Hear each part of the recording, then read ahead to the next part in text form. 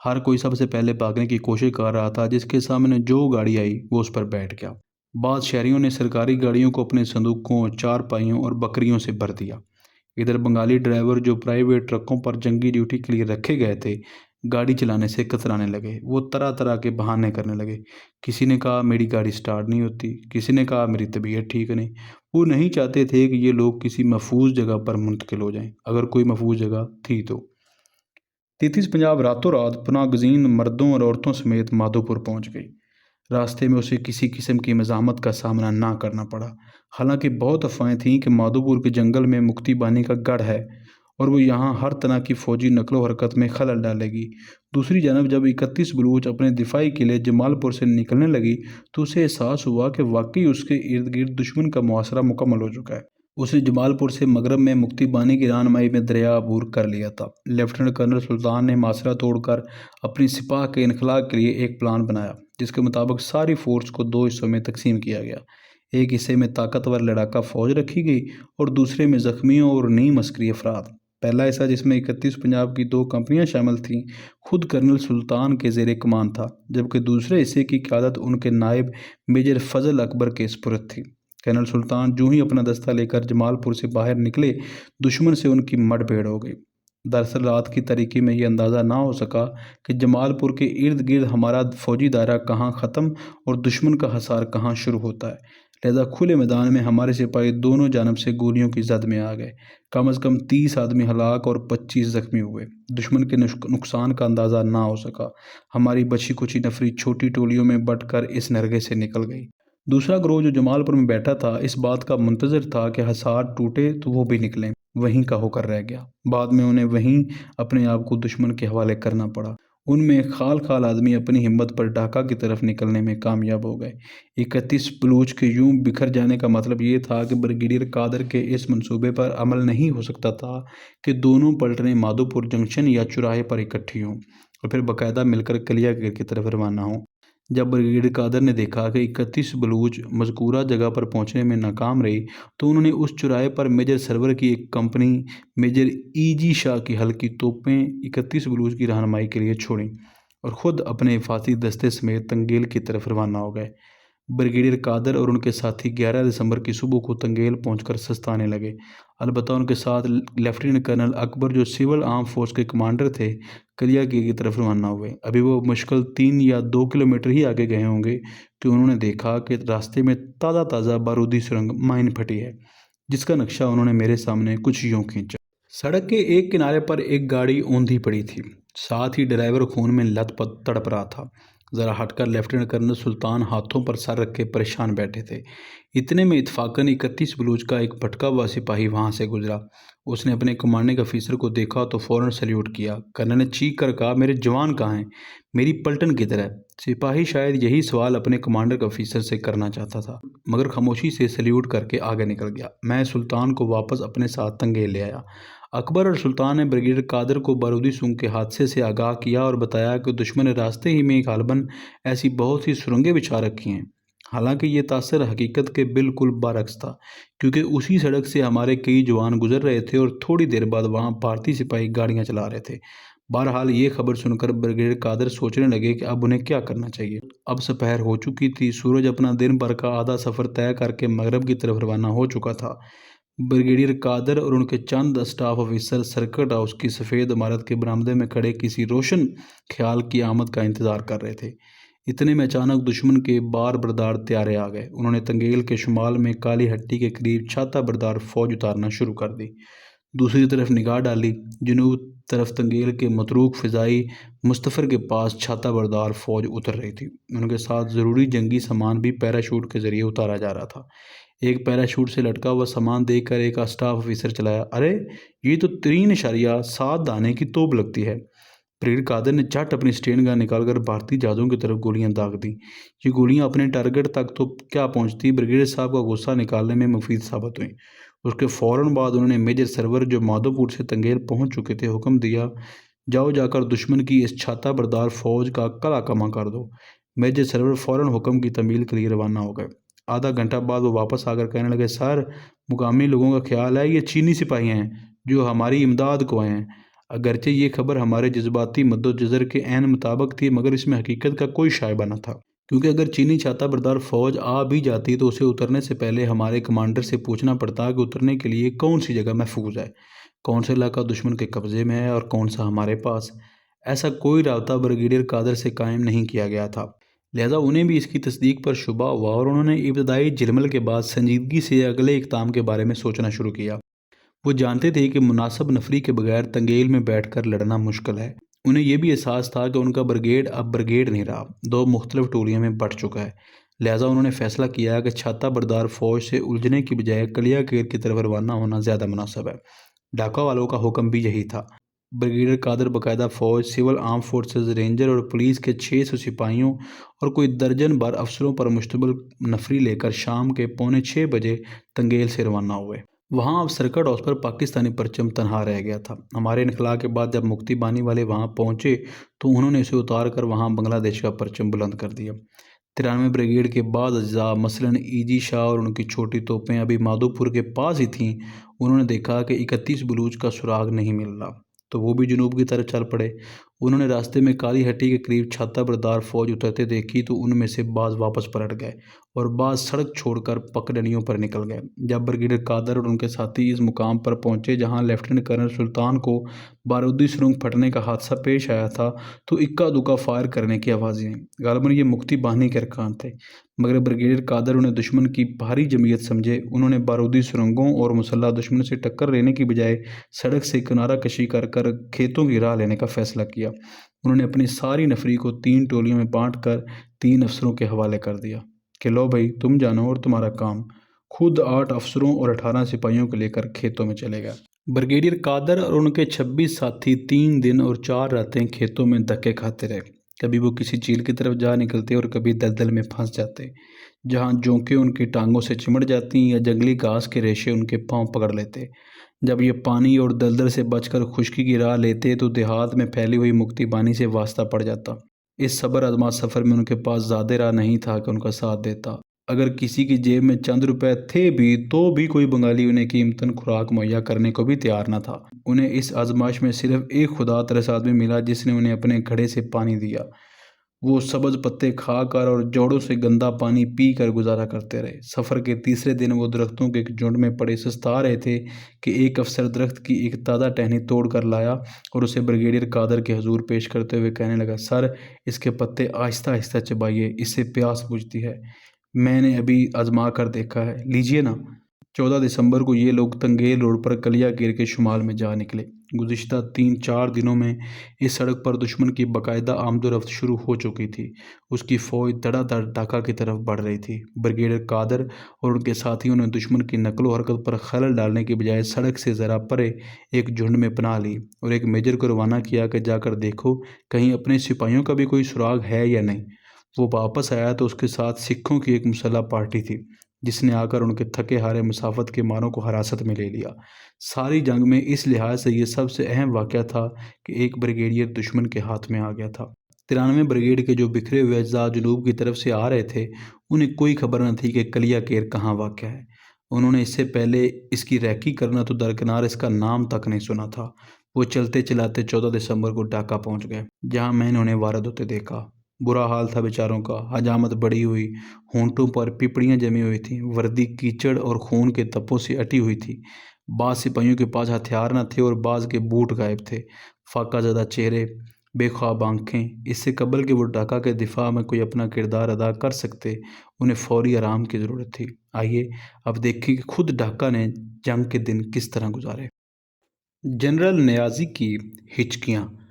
ڈھاکہ کی طبیعت پر سب سے زیادہ اثر 2 چیزوں کا تھا، ایک یہ کہ مشرقی پاکستان کے مختلف سیکٹروں میں جنگ کے رنگ کیا ہیں اور دوسری یہ کہ مغربی پاکستان کے محاذ پر صورتحال کیا ہے۔ آپ کو یاد ہوگا کہ لڑائی کے دوسرے دن جب یہ اڑتی سی خبر ڈھاکہ پہنچی تھی کہ امرتسر فتح ہو چکا ہے اور فیروز پور چند گھنٹوں کی بات ہے تو جنرل نیازی اپنے زیر زمین کمرے میں بیٹھے چمک اٹھے تھے اور خوشی میں پہلوانوں کی طرح ڈنٹر پیلنے لگے تھے۔ مگر 7 دسمبر تک یہ بات واضح ہو چکی تھی کہ مغربی پاکستان محاذ پر ہماری فوج سرحدی چوکیوں سے گزر کر ہی رک گئی ہے۔ مشرقی پاکستان میں 7 دسمبر تک کئی سیکٹروں میں ہمیں شکست ہو چکی تھی۔ 9 ڈویژن کے علاقے میں دونوں دفاعی قلعے جیسور اور جینڈا دشمن کے قبضے میں جا چکے تھے۔ 16 ڈویژن میں جی او سی کے بال بچ نکلنے کے بعد پتہ چلا کہ ڈویژن کی اہم supply line L F C Rangpur Bogra road cut چکی ہے۔ 14 ڈویژن میں جنرل قاضی اور ان کے بریگیڈیئر سعد اللہ سرحدی علاقے خالی کر کے دریائے میگھنا کے کنارے پہنچ چکے تھے، اور نیچے جنوب مشرق میں جنرل رحیم کے ڈویژن 39 ہنگامی ڈویژن کے پیٹ میں فینی اور کمیلا کے درمیان چھرا گھونپا جا چکا تھا۔ اسی شام 7 دسمبر کو جنرل نیازی کو گورنر ایم اے مالک نے گورنر ہاؤس بلایا تاکہ وہ ان سے جنگ کی اصل صورتحال معلوم کر سکیں۔ اس ملاقات کی ضرورت اس لیے پیش آئی کیونکہ گورنر کو متضاد خبریں مل رہی تھیں۔ ایک طرف ایسٹرن کمانڈ ہیڈ کوارٹر سے جنم لینے والی خبریں بتا رہی تھیں کہ ہر مارچ پر ہماری فوجیں بہادری سے لڑتے ہوئے دشمن کے دانت کھٹے کر رہی ہیں۔ دوسری طرف مختلف ضلعوں اور سب ڈویژنوں تحصیلوں سے انتظامیہ کے افسر واویلا کر رہے تھے کہ بھارتی فوجیں بڑھ رہی ہیں، ہمارے دفاعی انتظامات مسمار ہو رہے ہیں، ذاتی املاک اور جانوں کا نقصان ہو رہا ہے۔ یہ خبریں سن کر جنرل فرمان نے گورنر کو مشورہ دیا کہ وہ جنرل نیازی کو گورنر ہاؤس میں بلا کر صحیح صورتحال معلوم کریں، کیونکہ اگر وہ ایسٹرن کمانڈ ہیڈ کوارٹر گئے تو وہاں جنرل نیازی اپنے اسٹاف افیسروں کے سامنے حقیقت حال کا اعتراف کرنے سے ہچکچائیں گے۔ جنرل نیازی 7 دسمبر کی شام کو گورنر ہاؤس پہنچے تو عجب تذبذب میں تھے۔ ایک طرف ان کا جرنیلی چہرہ تھا جس پر وہ بہادری کا نقاب اوڑھے ہوئے تھے، دوسری طرف اصل جنگی صورتحال تھی جو ان کی نالائکی اور ناکامی کا منہ بولتا ثبوت تھی۔ کیا وہ ایک سویلین گورنر کے سامنے جنگ کے چوتھے دن ہی اپنی بے بسی کا اعتراف کر لیں یا حسب معمول مزید کچھ عرصے تک اپنا بھرم قائم رکھیں؟ یہ ملاقات گورنر ہاؤس کے ایک آراستہ اور پرسکون کمرے میں ہوئی۔ اس میں گورنر اور جنرل کے علاوہ 2 سینئر افسر بھی موجود تھے۔ ان میں سے ایک نے مجھے بتایا کہ شروع میں خاموشی طاری رہی، سب جنرل نیازی کا منہ دیکھتے رہے۔ پھر گورنر مالک نے آہستہ آہستہ گفتگو کا آغاز کیا، جس کا لب لباب یہ تھا کہ حالات کبھی ایک سے نہیں رہتے، زندگی دھوپ چھاؤں ہے، کبھی اچھے دن آ جاتے ہیں اور کبھی برے۔ جرنیلوں کو بھی کئی نشیب و فراز کا سامنا کرنا پڑتا ہے، کبھی فتح کی روشنی سے ان کا چہرہ دمکنے لگتا ہے اور کبھی شکست کے سائے ان کی شہرت کو کجلا دیتے ہیں۔ گورنر مالک نے ابھی آخری جملہ کہا ہی تھا کہ جنرل نیازی کا چوڑا چکلا جسم یکا کانپنے لگا اور ان کی آنکھوں سے آنسو بہہ نکلے۔ انہوں نے دونوں ہاتھوں سے اپنے چہرے کو ڈھانپ لیا اور بچوں کی طرح سسکیاں بھرنے لگے۔ گورنر نے اپنا بزرگانہ اور مشفقانہ ہاتھ بڑھا کر جنرل نیازی کے کندھے پر رکھا اور تسلی دیتے ہوئے کہا، جنرل صاحب گھبرائیے مت، ایک کمانڈر کی زندگی میں کٹھن دن آ ہی جاتے ہیں، آپ ہمت نہ ہاریں، اللہ عظیم ہے۔ جس وقت جنرل نیازی بلک رہے تھے، گورنر ہاؤس کا ایک بنگالی بہرہ چائے کا خوان اٹھائے کمرے میں داخل ہوا۔ اسے فوراً ایک افسر نے جھاڑ پلا کر واپس کر دیا۔ اس نے باہر آ کر اپنے ساتھیوں کو بتایا، اندر سب لوگ رو رہے ہیں۔ یہ بات گورنر کے پنجابی ملٹری سیکرٹری نے سنی تو اس نے ڈانٹ کر انہیں چپ کرا دیا۔ یوں گورنر مالک کو جنگی صورتحال کا ایسا اندازہ ہوا جو مؤثر سے مؤثر الفاظ میں بھی پیش نہیں کیا جا سکتا تھا۔ انہوں نے جنرل نیازی کی اشک شوئی کے بعد کہا، میرا خیال ہے مجھے اس صورتحال سے صدر کو مطلع کر دینا چاہیے تاکہ وہ جنگ بندی کا اہتمام کر سکیں۔ جنرل نیازی کا سر ابھی تک چھاتی کی طرف لٹکا ہوا تھا۔ انہوں نے سر اوپر اٹھائے بغیر ہولے سے کہا، میں تمیل کروں گا۔ چنانچہ گورنر نے صورتحال پر مبنی ایک تار صدر یحییٰ خان کو روانہ کر دیا۔ جنرل نیازی واپس اپنے ہیڈ کوارٹر میں آئے تو دروازے بند کر کے اپنے کمرے میں بیٹھے رہے۔ اگلی 3 راتیں اور 3 دن انہوں نے اسی کیفیت میں گزارے۔ مجھے اس وقت اس بات کا اندازہ تھا کہ ان پر کیا بیت رہی ہے۔ میں حسب معمول 8 اور 9 دسمبر کی رات کو ان کے کمرے میں گیا۔ انہوں نے کونیاں اپنی میز پر گاڑ رکھی تھیں اور سر دونوں ہاتھوں کے پیالے میں رکھا ہوا تھا۔ باہر سے آنے والے کو چہرہ صفا دکھائی نہیں دیتا تھا، اس لیے میں نہیں کہہ سکتا کہ وہ اس وقت واقعی رو رہے تھے۔ البتہ ان کی ذہنی کیفیت کا اندازہ مجھے اس جملے سے ہوتا ہے جو انہوں نے مجھے اس موقع پر مجھ سے کہا۔ انہوں نے فرمایا، سالک شکر کرو تم آج جرنیل نہیں ہو۔ اس سے بے شک ان کے گہرے کرب کا احساس ہوتا تھا۔ مجھے بے بس لگے، میں وہاں سے چلا آیا، لیکن ساری رات ان کے الفاظ میرے کانوں میں گونجتے رہے۔ مجھے ان پر بہت ترس آیا۔ 7 دسمبر اور 9 دسمبر تک 3 دن جنرل نیازی پر بھاری گزرے۔ اس عرصے میں ان کے تقریباً سبھی ڈویژن اپنی سالمیت اور تنظیمی یگانگت کھو بیٹھے۔ بہت سے علاقوں میں ان کی فوجیں ان دفاعی لائنوں سے پیچھے ہٹ چکی تھیں جن کے متعلق کہا جاتا تھا کہ ان سے پیچھے ہٹنے کا سوال ہی پیدا نہیں ہوتا۔ انہیں انگریزی میں لائن آف نو پینیٹریشن کہا جاتا تھا۔ مزید مایوسی کی وجہ یہ تھی کہ مغربی پاکستان محاذ پر بھی پیش قدمی کے امکانات ختم ہو گئے تھے۔ جہاں غیر ملکی فتوحات حاصل کرنے کی توقع تھی، کیونکہ مشرقی پاکستان کا دفاع مغربی پاکستان سے ہونا تھا۔ قدرتی طور پر اس عرصے میں جنرل نیازی کی شوخی اور لطیفہ گوئی حرن ہو چکی تھی۔ وہ اپنے کمرے میں بہت کم نکلتے اور عموماً تخلیے کو ترجیح دیتے، لیکن جب بھی نظر آتے بجھے بجھے سے لگتے۔ ان کی طبیعت میں شوخی کی بجائے چڑچڑاپن آ چکا تھا۔ ان کی آنکھیں ان کی بے خوابی کی غمازی کرتی تھیں۔ ذمہ داریوں کا بھاری بوجھ ان کے چہرے کے سبھی خد و خال میں جھلک رہا تھا۔ اسی اسنا میں آل انڈیا ریڈیو اور دوسرے غیر ملکی نشریاتی ادارے ہماری پسپائی کی خبریں بڑھا چڑھا کر پیش کر رہے تھے۔ اس پر مزید المیہ یہ تھا کہ ہمارے بنگالی بھائی ریڈیو پاکستان کی بجائے ان غیر ملکی اداروں کو زیادہ قابل اعتماد سمجھتے تھے۔ انہی دنوں بی بی سی نے اعلان کیا کہ جنرل نیازی اپنی فوج کو چھوڑ کر مغربی پاکستان بھاگ گئے ہیں۔ اس نشریے سے جنرل نیازی بہت جذبز ہوئے اور 10 دسمبر کو اچانک ڈھاکہ انٹر کانٹیننٹل میں جا دھمکے۔ ہوٹل کی لابی میں جو شخص بھی ان کے سامنے آیا، انہوں نے چلا کر کہا، بی بی سی والا کدھر ہے؟ میں اس کو بتانا چاہتا ہوں کہ میں ابھی تک مشرقی پاکستان میں موجود ہوں اور اپنے سپاہیوں کو کبھی چھوڑ کر نہیں جاتا۔ وہ ہوا میں یہ اعلان کر کے ایسٹرن کمانڈ ہیڈ کوارٹر آ گئے۔ جنرل نیازی جسمانی طور پر ڈھاکہ میں موجود تو تھے، مگر ان کی موجودگی سے جنگی صورتحال پر کوئی خوشگوار اثر نہیں پڑ رہا تھا، اور نہ ڈھاکہ میں ان کے رہنے والوں خاص کر غیر ملکی شہریوں کو اعتماد تھا کہ جب تک جنرل نیازی موجود ہیں ان کی جانیں محفوظ ہیں۔ پنجابیوں، پٹھانوں اور بہاریوں کے لیے تو کوئی راہ فرار تھی نہیں۔ وہ بیچارے تو اپنے اپنے گھروں میں دب کے وقت آخر تک انتظار کرتے رہے، لیکن غیر ملکیوں نے ان کے ڈوبتے جہاز سے باہر نکلنے کا فیصلہ کر لیا۔ انہیں نکالنے کے لیے 8 دسمبر کو اقوام متحدہ نے طیاروں کا بندوبست کیا، لیکن ڈھاکہ ایئرپورٹ کا رن وے ناقابل استعمال ہونے کی وجہ سے وہ نہ جا سکے۔ آئندہ چند روز میں وہ پرواز کرنے میں کامیاب ہو گئے۔ بے یقینی اور عدم تحفظ کا احساس صرف سویلین آبادی تک محدود نہ تھا، اس کا اثر دفاعی حلقوں میں بھی ہو چکا تھا۔ مجھے یاد ہے 2 فوجی افسر جن کے کندھوں پر آدھ پاؤ پیتل چمک رہا تھا، یکے بعد دیگرے میرے پاس آئے اور کہنے لگے، تمہیں جنرل نیازی کا قرب حاصل ہے، تم اسے کیوں نہیں کہتے کہ حقیقت پسندی سے کام لے، ورنہ ہم سب کتوں کی موت مر جائیں گے۔ میں نے یہ کہہ کر ان سے معذرت کر لی کہ پبلک ریلیشنز آفیسر کا یہ کام نہیں کہ وہ جنگی معاملوں میں کمانڈر کے فیصلوں پر اثر ڈالنے کی کوشش کرے۔ میں نے جنرل نیازی سے اس موضوع پر بات نہ کی۔ البتہ 8 اور 9 دسمبر کی درمیانی رات کو جب جنرل فرمان علی مجھے ایسٹرن کمانڈ ہیڈ کوارٹر سے باہر مل گئے تو میں نے تذکراً ان افسروں کے احساسات ان تک پہنچا دیے۔ انہوں نے جواباً کہا، ہاں گورنر بھی اس بارے میں فکر مند ہے، مگر جنرل نیازی کا اپنا زاویہ نگاہ ہے۔ بہرکیف ہم اس سلسلے میں کچھ کریں گے۔ اگلے دن گورنر نے صدر پاکستان کو ایک تار دیا جس میں صورتحال کا ذکر کرنے کے بعد کہا گیا، میں ایک مرتبہ پھر آپ پر زور دوں گا کہ آپ جنگ بندی اور سیاسی تصفیے پر غور کریں۔ جنرل یحییٰ خان نے 7 دسمبر والے تار کی طرح اس تار کو بھی نظر انداز کر دیا۔ غالباً اس کی ایک وجہ یہ تھی کہ مشرقی پاکستان کی جنگی صورتحال کے مالک و مختار تو جنرل نیازی تھے، جو متواتر اپنی اور اپنی سپاہ کی اعلیٰ دفاعی صلاحیتوں کی رپورٹیں بھیج رہے تھے۔ ڈاکٹر مالک گورنر صحیح، مگر جنگی حالات کے بارے میں ان کی رائے کی کیا اہمیت تھی؟ ایسٹرن کمانڈ نے پہلی مرتبہ 9 دسمبر کو صورتحال کی نزاکت کا اقرار کیا اور جی ایچ کیو کے نام ایک پیغام میں کہا، پوائنٹ 1، فضا میں دشمن کی برتری کے باعث بکھری ہوئی فوج کی صف بندی اور تنظیمیں ناممکن نہیں۔ مقامی لوگوں کا رویہ انتہائی مخاصمانہ ہے، وہ دشمن کے ہر ممکن مدد دے رہے ہیں۔ رات کے وقت مکتی بانی کی چھاپہ مار کارروائیوں کی وجہ سے نقل و حرکت مشکل ہے۔ وہ بھارتی فوج کی رہنمائی کرتے ہوئے اسے ہمارے عقب میں لے آتے ہیں۔ ہوائی اڈہ زبردست نقصان کے باعث ناقابل استعمال ہو چکا ہے، جس کی وجہ سے گزشتہ 3 دنوں میں ہمارے جہاز پرواز نہیں کر سکے اور آئندہ بھی نہیں کر سکیں گے۔ پوائنٹ نمبر 2، دشمن کی فضائی کارروائیوں سے ہمارے بھارتی ہتھیاروں اور جنگی سامان کو بے حد نقصان پہنچا ہے۔ ہمارے جوان تاحال بڑی جرأت سے لڑ رہے ہیں، مگر ان پر تھکاوٹ اور دباؤ کے آثار نمایاں ہیں۔ وہ گزشتہ 20 دنوں سے سو نہیں سکے کیونکہ دشمن کے جہاز، توپیں اور ٹینک مسلسل گولہ باری کر رہے ہیں۔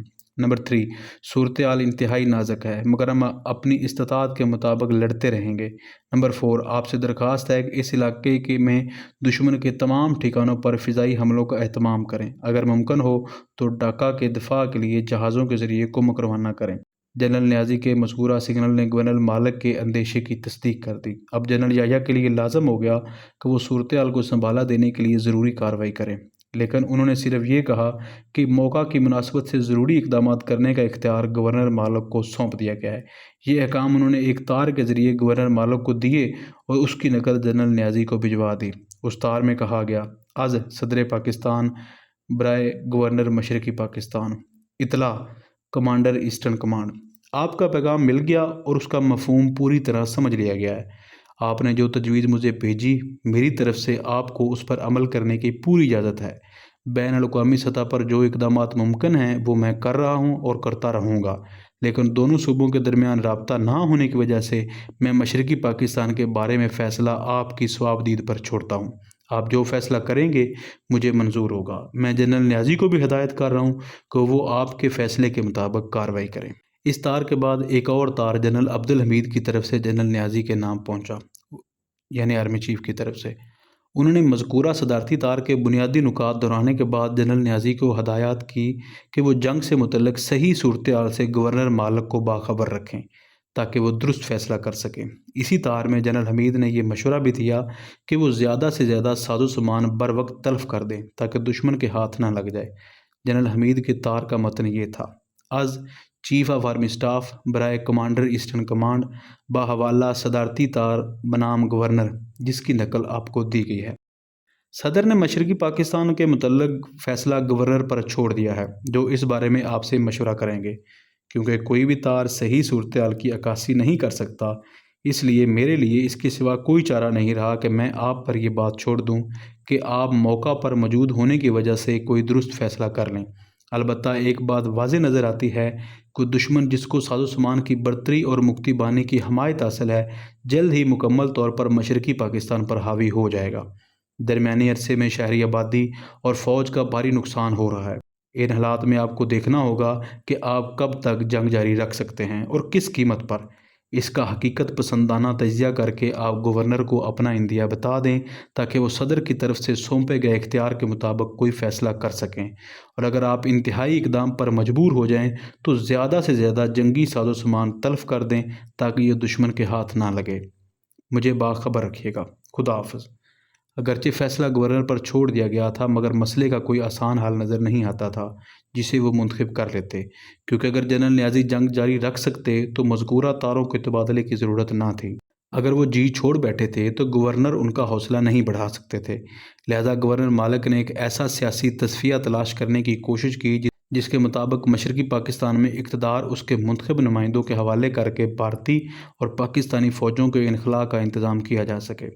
اس سلسلے میں انہوں نے ڈھاکہ میں موجود اقوام متحدہ کے اسسٹنٹ سیکرٹری جنرل مسٹر پال مارک ہنری سے رابطہ قائم کیا اور جنرل فرمان علی اور چیف سیکرٹری مظفر حسن کی موجودگی میں ایک مراسلہ اس کے سپرد کر دیا۔ اس کی اطلاع صدر یحییٰ خان کو بھی کر دی۔ صدر یحییٰ خان کے نام گورنر کے تری خطار کا متن یہ تھا: از گورنر برائے صدر پاکستان، چونکہ آخری فیصلے کی ذمہ داری آپ نے مجھ پر ڈال دی تھی، اس لیے میں آپ کی اجازت سے حسب ذیل دستاویز اسسٹنٹ سیکرٹری جنرل مسٹر پال مارک ہنری کے حوالے کر رہا ہوں۔ نمبر 1، پاکستانی افواج مشرقی پاکستان میں جنگ چھیڑنے کا کوئی ارادہ نہیں رکھتی تھیں، لیکن حالات ایسے ہو گئے کہ انہیں مجبوراً دفاعی اقدامات کرنے پڑے۔ حکومت پاکستان در حقیقت شروع سے ہی مشرقی پاکستان کے مسئلے کو سیاسی طریقے سے حل کرنا چاہتی تھی، جس کے لیے مذاکرات جاری تھے۔ 2، مسلح افواج بے شک کٹھن حالات سے دو چار ہیں، مگر وہ اب بھی پوری دلیری سے جنگ جاری رکھ سکتی ہیں، مگر مزید خون خرابے اور بے جا جانی نقصان کو روکنے کے لیے مندرجہ ذیل تجاویز پیش کرتا ہوں تاکہ موجودہ کشمکش کو سیاسی طریقے سے ختم کیا جا سکے۔ الف، میں صدر پاکستان کی طرف سے دیے گئے اختیارات کے تحت مشرقی پاکستان کے منتخب نمائندوں کو ڈھاکہ میں پرامن طریقے سے حکومت قائم کرنے کی دعوت دیتا ہوں۔ ب، میں سمجھتا ہوں کہ مشرقی پاکستان کے باشندوں کی عزت نفس اس بات کا تقاضا کرے گی کہ بھارتی افواج بھی ان کی سرزمین سے نکل جائیں۔ ج، لہذا میں آپ سے درخواست کرتا ہوں کہ پرامن انتقال اقتدار کے لیے 5 چیزوں کا اہتمام کریں۔ اول، فوری جنگ بندی۔ دوم، پاکستانی افواج کی آبرومندانہ مغربی پاکستان کو واپسی۔ سوم، ان غیر بنگالیوں کا پرامن انخلاء جو مغربی پاکستان جانا چاہتے ہیں۔ چہارم، ان تمام لوگوں کا تحفظ جو 1947 سے مشرقی پاکستان میں مقیم ہیں۔ پنجم، اس بات کی ضمانت کہ مشرقی پاکستان کے کسی فرد کے خلاف فوج سے تعاون کے جرم میں انتقامی کارروائی نہیں کی جائے گی۔ یہ پیشکش کرتے وقت میں واضح کر دینا چاہتا ہوں کہ ان تجاویز کا مقصد صرف پرامن طور پر اقتدار کی منتقلی ہے۔ مسلح افواج کے ہتھیار ڈالنے کا سوال ہی پیدا نہیں ہوتا۔ مذکورہ تجاویز ناقابل قبول ہونے کی صورت میں ہماری افواج آخری سپاہی تک لڑتی رہیں گی۔ مراسلہ ختم ہوا۔ 3، جنرل نیازی سے مشورہ کر لیا گیا ہے اور وہ آپ کے حکم کی تعمیل کے لیے تیار ہیں۔